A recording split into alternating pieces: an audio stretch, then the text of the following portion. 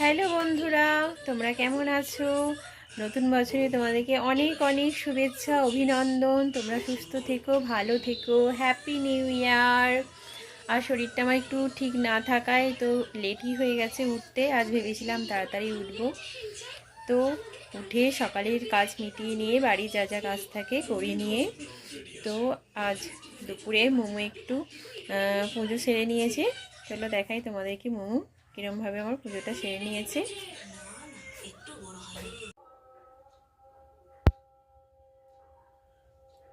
গোপুকে সুন্দর করে পুজো করা হলো। আর এই আমার মা ঘরের মা লক্ষ্মী।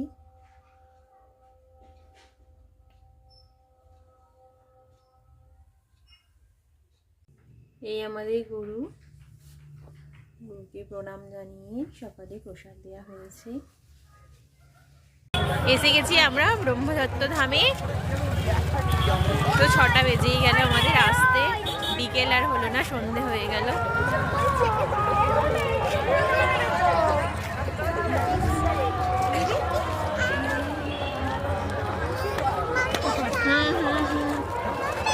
চলো না আগে মন্দিরটা দর্শন করে আসি, ভিতরটা দর্শন করে এসে।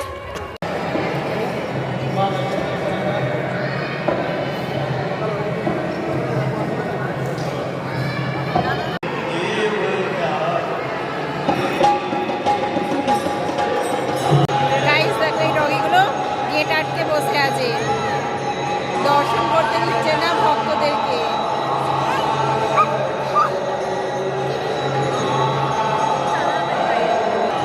সাইডে ছোট গেট দিয়ে আমরা বেরিয়ে পড়ছি।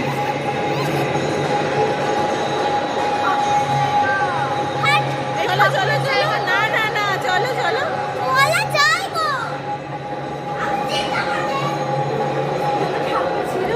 ওই তো পাশেরটাই তো ঠাকুর আছে।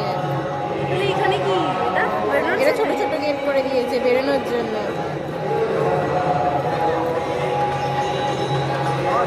কি দারুণ, এখানে এই ঝাড়বাতির মতো করেছে এটা। হ্যাঁ,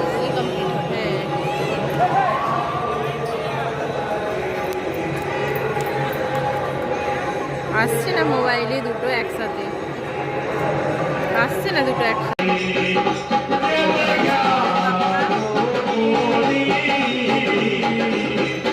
এই জায়গাগুলোতে ভোগ খাওয়ানো হয়, পুরো এই হলটাতে ভোগ খাওয়ানো হয় বৃহস্পতিবার দুপুরবেলা।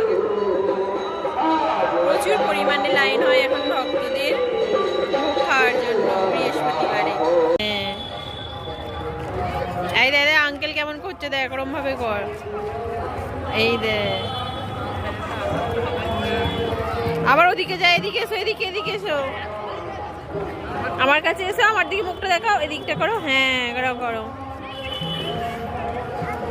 বাও,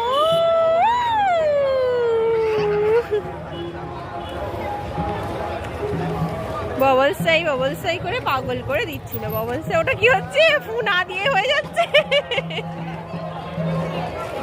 ওটা ওরকম করে করলে জামাতে ছিটকে যাবে।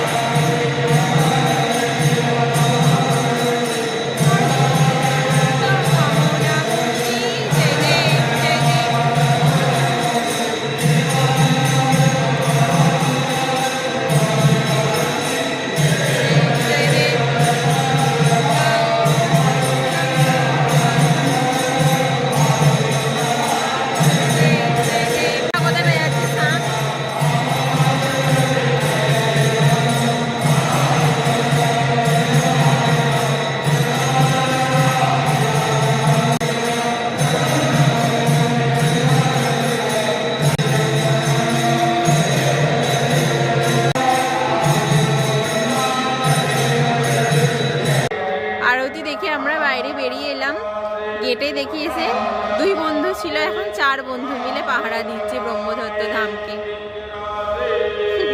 চলো গাইস, আমরা এবার বাড়ির দিকে এগিয়ে যাই।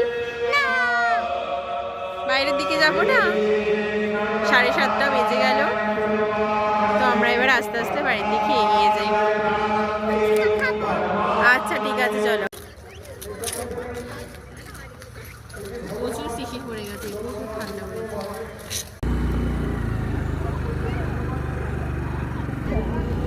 সবাই বলো বাই বাই ব্রহ্মদত্ত ধাম।